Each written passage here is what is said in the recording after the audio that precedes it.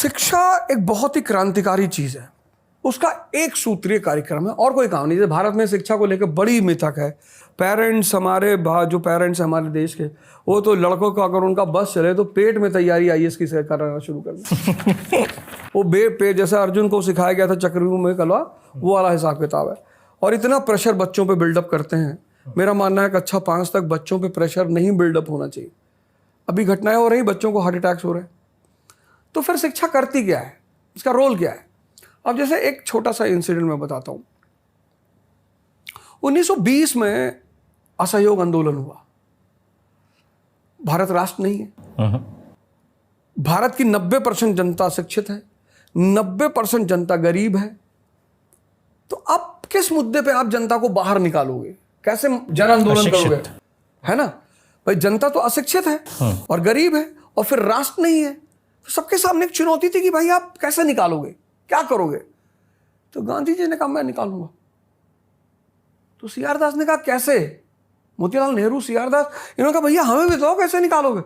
बोले हमारा पहले आप प्रोग्राम लागू कर दो, हम निकाल के दिखाएंगे, और नहीं निकालेंगे दोबारा लौट के आएंगे नहीं। सीआर दास रेडी नहीं थे, लेकिन मोतीलाल नेहरू ने कहा यार रणजी में अच्छा खेल के आया है, साउथ अफ्रीका, वहां परफॉर्म अच्छा करके आए थे। तो बोले यार इसकी पुरानी परफॉर्मेंस अच्छी है, दे दो मौका। दे दिया।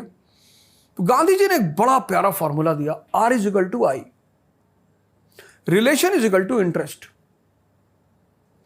अब ये किसी किताब में साफ साफ नहीं लिखा हुआ है, पर जो चैप्टर्स लिखे गए तो मोतीलाल नेहरू ने कहा ये क्या है? बोले जिसको भी चाहते हो साथ में आ जाए, उसके इंटरेस्ट को पूरा करो। बोले मतलब? बोले क्षेत्रीय आंदोलन चलेंगे, मंच राष्ट्रीय होगा।